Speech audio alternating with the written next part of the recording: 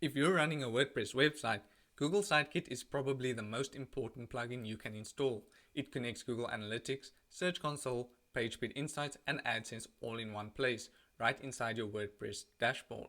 You can even configure Google Tag Manager and add in Google Ads. By the end of this video, you'll have SiteKit fully set up and configured so you can track your website performance without jumping between multiple Google tools. On screen, you can see what the dashboard would look like. Here I'm looking at PageSpeed Insights, and it even gives recommendations on how I can improve site performance. You can even look at things like monetization if you have an AdSense account and see how your content is performing. SiteKit will also give you recommendations. For example, here it's telling me I can link analytics and AdSense to gain even further insights. Cool, so I've got a brand new WordPress installation. Let's set up SiteKit. First, we're going to navigate to plugins, add plugin, then hover over to the search bar and search for SiteKit.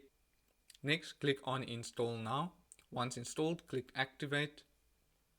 Cool, then a start setup notification should appear. If you don't see this, you can also look in your left menu bar and navigate to SiteKit, and we can do the setup from there.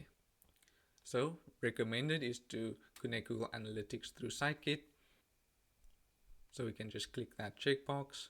Then it's optional to share data with Google, and then you'll sign in with your preferred Google account. So this is the Google account that your Analytics, your Search Console profile will be linked to.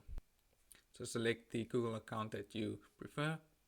Then there's just a couple of permissions we need to accept. Awesome. So now it's going to take us through some steps to verify the site ownership. So we can just click verify. Google does everything on the back end, so there's no need to touch any code.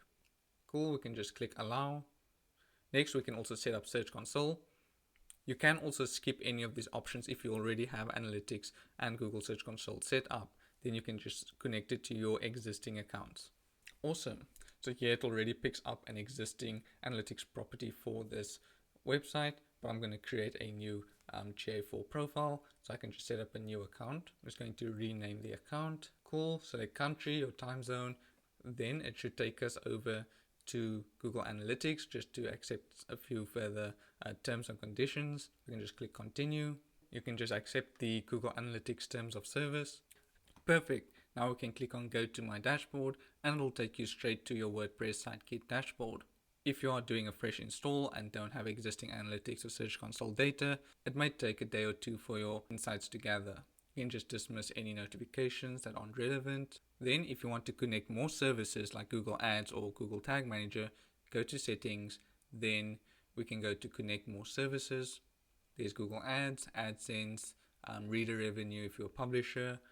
You can also give your users the option to sign in with Google, and you can also set up Tag Manager directly from within SiteKit. And then you can go to admin settings.